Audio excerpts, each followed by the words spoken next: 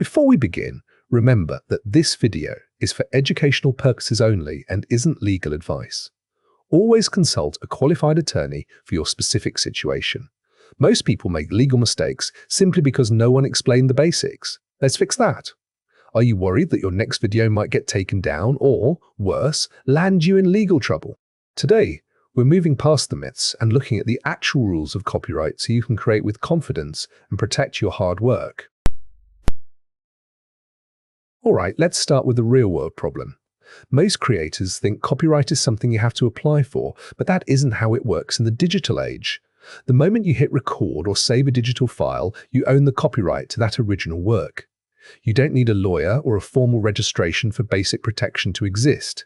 This means others can't simply download your video and re-upload it without your permission. If you hire an editor or a graphic designer, you might assume you own the final product. However, unless you have a written contract stating it's a work for hire, the creator often retains the rights. Always clarify ownership in writing before paying a freelancer to avoid future disputes. While protection is automatic, formal registration with the Copyright Office is what gives you legal teeth. If you want to sue for statutory damages or attorney fees in the US, you generally need that registration. It's an extra step that's usually only worth the cost for your most valuable assets. A derivative work is a new creation based on an existing one, like a remix or a movie based on a book. You can't simply change it a little and call it yours. You need permission from the original owner to create and monetize these types of projects. Knowing where to find safe content is half the battle. Let's look at the sources that won't result in a copyright strike. Public domain works are those whose copyright has expired or never existed. Currently, works from 1928 or earlier are generally fair game in the US. This is a goldmine for free music, images, and stories, but double-check the specific year before you commit. Creative Commons is a licensing system where authors give the public permission to use their work under certain conditions. Some require attribution, while others forbid commercial use. Always read the specific CC license icons to ensure your project complies with the creator's wishes. Many creators confuse royalty-frees with free of charge. Royalty-free usually means you pay a one-time fee to use the media without paying ongoing royalties. It's a cost-effective way to get high-quality assets, but it rarely means the content is actually $0. Using a reputable stock library is the safest way to scale your production. These platforms provide cleared content, meaning they have done the legal legwork for you. It's often cheaper to pay a monthly subscription than to fight a single copyright lawsuit. Quick reminder, this is educational content only, not legal advice. Laws vary by jurisdiction, so always check with a local attorney.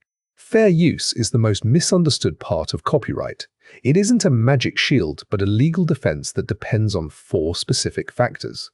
To qualify as fair use, your content should add new meaning or message to the original. If you're just re-hosting a clip, it's likely infringement.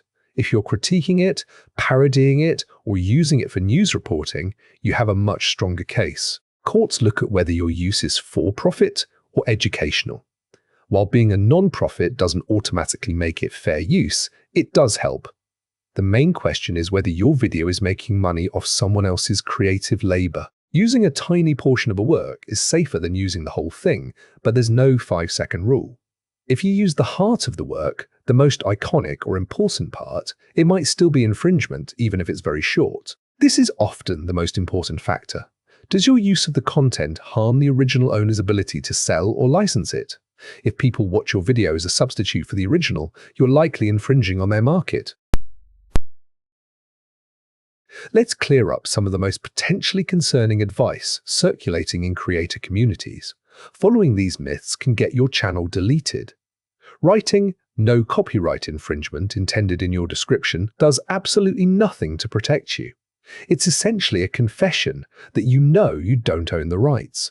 It won't rethink a Content ID claim or a legal takedown notice. Giving credit to the original artist is a nice gesture, but it isn't a substitute for permission.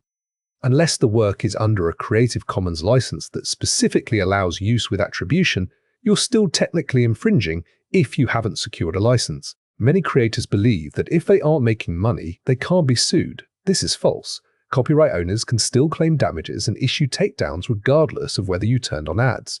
Your lack of profit might lower the damages, but it doesn't make the use legal. On YouTube, a Content ID claim usually just means the owner takes your ad revenue. A copyright takedown is much more serious. It results in a strikes against your channel.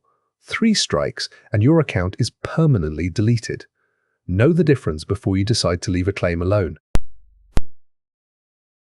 Finally, let's talk about the practical steps you can take to protect your business and when it's time to call in the pros. If you really want to use a specific song or clip, just ask. Many smaller creators are happy to give permission in exchange for a link or a small fee. Keep a record of their written consent in a dedicated folder so you can prove authorization if challenged. Before you use a piece of media, use tools like Lawful Finder to check for licensing options or to find alternatives. It's much easier to spend 5 minutes checking a database now than 5 months dealing with a legal dispute later. Use these resources to verify your rights before you publish. If you receive a formal cease and desist letter or a lawsuit, don't ignore it. This is the moment to call an intellectual property attorney. While it might cost a few $100s for a consultation, it can save you thousands in settlements and keep your channel alive. That's the practical version of what matters most in copyright.